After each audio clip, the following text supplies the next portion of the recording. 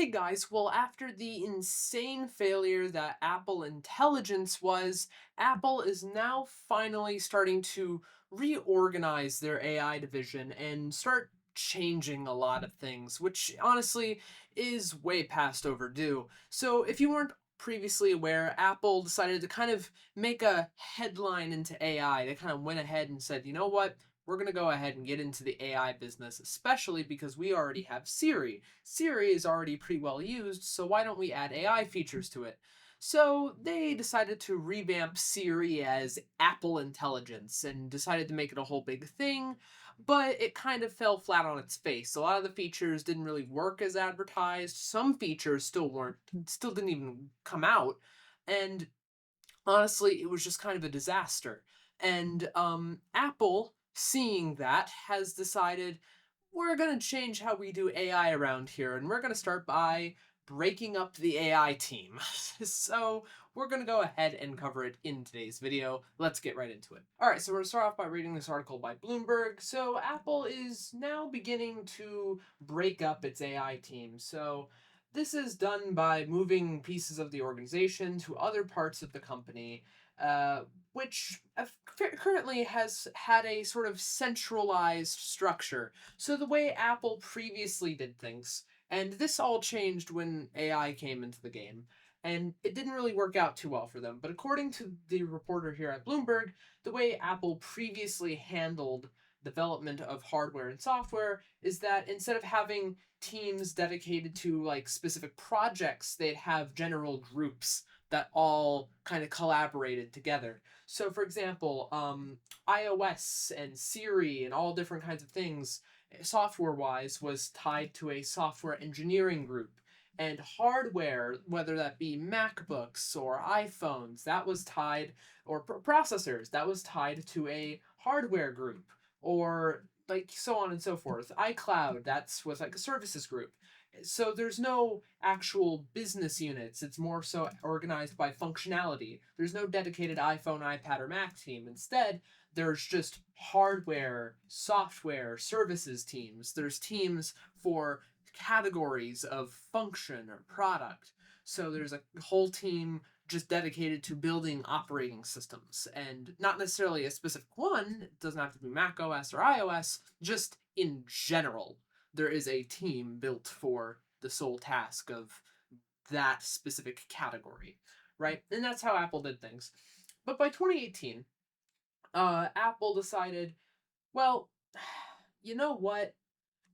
We should just make a whole AI team for AI, just in general. So they went ahead and poached an executive that I'm not going to try to pronounce the name of. I'm sorry. I don't want to butcher it. But they poached an executive from Google, and after about a 6 months trial period, gave this guy the purview of all of the AI operations at Apple. Basically, this guy became just the lead AI engineer, and anything related to AI, whether that would be like processors, Siri, maybe experimental developments in AI, whatever. It was all under this guy's purview, which is different from the previous management structure that Apple had, where instead of like focusing on a specific task, there was more broad categories that were like hired and managed there. Now there was a completely dedicated AI team, and well, this didn't work out too well. So, as Bloomberg says, more than 6 years later, it's hard to call this unified approach a success. Apple has fallen behind its peers in AI and promised Siri features that keep getting pushed back. Apple Intelligence launched last year, had subpar performance, with many features being late to arrive, and some of them still haven't. So, Apple is now starting to break up its AI team and revert back to the management structure that had existed prior to the executive's arrival. Now, this started back in 2021 when the self driving car boss at the time, Doug, left the company. And oh, yeah, Apple is also trying to make a self driving car. They have been for a while, and that's also. Some of this is also probably part of the reason why we haven't really seen it yet, because apparently this whole AI division at Apple has kind of just been stagnant. It's been mismanaged very clearly, and Apple is starting to say, okay, um, it's very clear that we need to go back to the way things were, because the way things were a lot better. And, well, the car project was also shuttered. I think Apple might have gone ahead and started working on it again. I'm not really sure. Um, some of that's kind of iffy. I know Apple's still thinking about it. I've heard some things about it recently, but I might be wrong. But when after losing an entirely big project and having that mismanaged, and then the disaster that was Apple Intelligence, um, Apple has just said, okay, okay, we're done here. So this executive had back in March had a Siri stripped away from him and was then given to another employee who reports to the software chief, like the head like executive for software, Craig Federighi. So this AI executive is now just kind of having everything stripped away from him because it's kind of been made clear that he's not up to the task. He's not. He's just not. So hopefully, very, very soon, um, we should see some more developments coming from Apple, especially in the AI game. Hopefully, they can actually kind of get back into the game, come back to pace with the rest of Apple's peers, especially because I do think Apple has potential. They can make some really great stuff. Say what you will about them as a company, because admittedly, coming from an Apple user, their business practices suck. I'll admit it.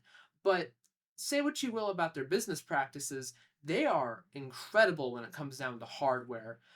Software, they have been lacking behind just a little bit recently, but hardware, they've made some genuinely impressive hardware. So I do think Apple could very well make some cool advancements in AI. They just need to direct themselves better. And very clearly, they've recognized that, and they're like, okay, we got to do this differently. And another thing as well, and this is also the first time I've ever heard about this, but according to this reporter at Bloomberg, Apple has a secretive robotics group, and Apple's also removing that group from the command of the AI executive, which is so this guy kind of had all of the cool secretive stuff under his purview, like all the stuff that, quite frankly, if he would have directed correctly, would have made Apple like billions and billions under his purview.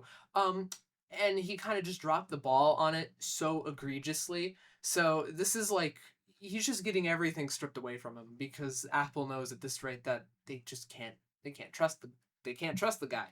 And admittedly, this is also kind of important because robots are admittedly probably going to be a big piece of consumer technology very, very soon. We already have a bunch of companies working on it. Google's working on it, Tesla's working on it, companies in China are working on it, everybody's working on it. So if Apple wants to get this right, they have to get this right, and they have to get it right very, very soon. So yeah, it's probably a good thing they took it away from that executive. So, long story short, um, Apple is reorganizing their entire AI team, moving it to different executives, and kind of returning it back to the previous managerial structure that had existed previously. And honestly, again, I don't blame them.